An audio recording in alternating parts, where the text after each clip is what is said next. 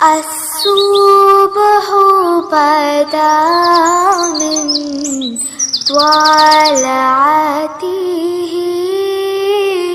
والليل دجى من وفراته.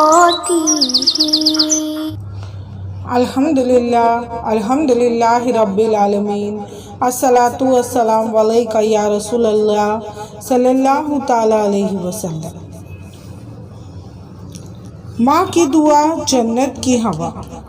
اجڑے باغوں میں بہار نہیں آتی، اجڑے باغوں میں بہار نہیں آتی، سوکھے پھولوں میں نکھار نہیں آتی۔ گزر جاتی ہے زندگی انگاروں پر، گزر جاتی ہے زندگی انگاروں پر، ماں بچھڑ جائے تو بار بار نہیں آتی۔ میرے اسلامی بہنوں، ماں کی جانماز پر کی جانے والی دعاؤں نے ہمیں کیسی کیسی بلاؤں سے بچایا ہوا ہے۔ اللہ رب العزت نے شریعت میں ماں کا بہت بڑا مقام بنا دیا۔ کہتے ہیں کہ ماں کی دعا جنت کی ہوا ہوتی ہے۔ جو محبت کی نظر اپنی ماں کے چہرے پر ڈالتا ہے، اللہ رب العزت ایک حج یا عمرے کا ثواب عطا فرما دیتا ہے۔ صحابہ رضی اللہ عنہ نے پوچھا، جو بار بار محبت و عقیدت سے دیکھے، فرمایا جتنی بار دیکھے گا اتنی بار حج یا عمرے کا ثواب پائے گا۔ اس لیے ہمارے بزرگوں نے فرمایا کہ ماں کے قدموں کو بوسہ دینا یعنی چومنا کعبے کی دہلیز کو بوسہ دینے کے برابر ہے، اس لیے کہ ماں کے قدموں میں جنت ہوتی ہے۔ خوش نصیب ہے وہ انسان جس نے ماں کی دعائیں لے لی، جس نے ماں کی خدمت کر لی، ماں کے دل کو راضی کر لیا۔ ایک ولی کی والدہ کا انتقال ہو گیا۔ اللہ رب العزت نے الہام فرمایا، یعنی اپنی طرف سے ان کے دل میں یہ بات ڈال دی کہ اے میرے پیارے، جس کی دعائیں تیری حفاظت کرتی تھی اب وہ دنیا سے رخصت ہو گئی، اب ذرا سنبھل کر رہنا، سنبھل کر زندگی گزارنا۔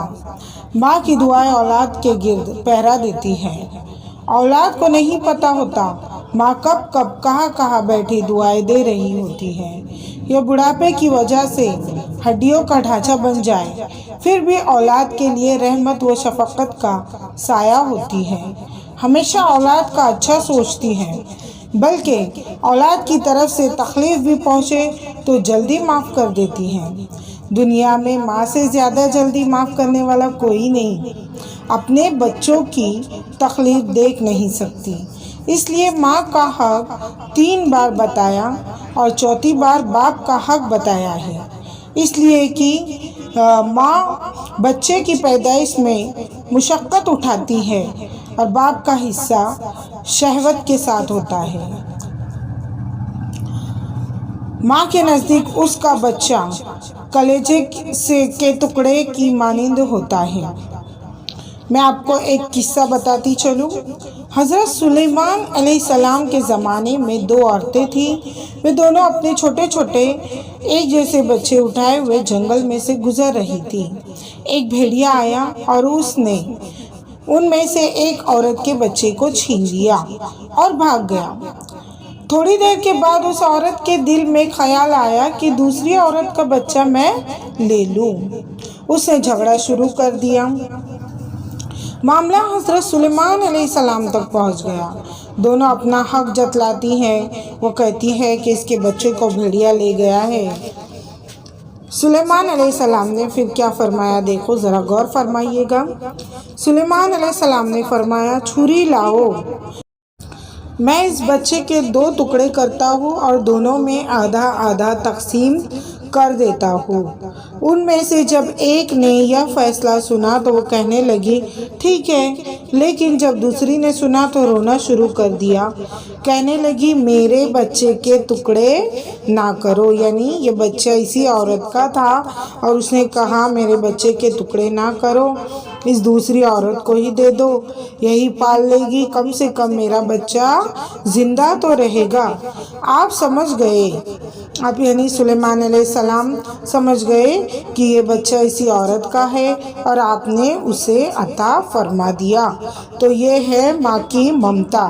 بچے کے اگر 2 ٹکڑے کر دیے جاتے تو بچہ وہیں پر مر جاتا، لیکن جو اس کی اصل ماں تھی اس نے کیا کہا، ٹھیک ہے اس کے ٹکڑے مت کر دو، میرا بچہ اس عورت کو ہی دے دو، وہ اسے سنبھال لے گی، کم سے کم میرا بچہ زندہ تو رہے گا۔ یہ بھی حقیقت ہے کہ ماں کبھی بچے سے خود تو ناراض ہو جاتی ہے لیکن دوسروں کو ناراض نہیں ہونے دیتی۔ اس لیے اگر باپ ڈانٹ ڈپٹ کر تو ماں سے برداشت نہیں ہوتا۔ وہ کہتی ہے کہ کیوں اس کو اتنا ڈانٹتے ہو، یا اس ممتا کی وجہ سے ہی ہے۔ اور اس کی دلیل قرآن مجید سے بھی ملتی ہے۔ ساری مخلوق کے اندر جتنی محبت ہے، انسانوں کو، حیوانوں کو، چرندوں کو، پرندوں کو، مچھلیوں کو، کیڑے مکوڑوں کو، سب کی محبتوں کو جمع کیا جائے نا، تب بھی پوری محبتیں ملا کر ماں کی محبت کا اندازہ نہیں لگایا جا سکتا۔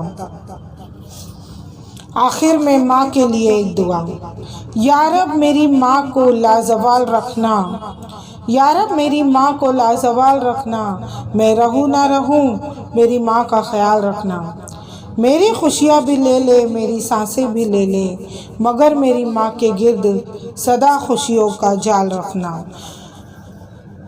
وآخر دعوانا ان الحمد للہ رب العالمین۔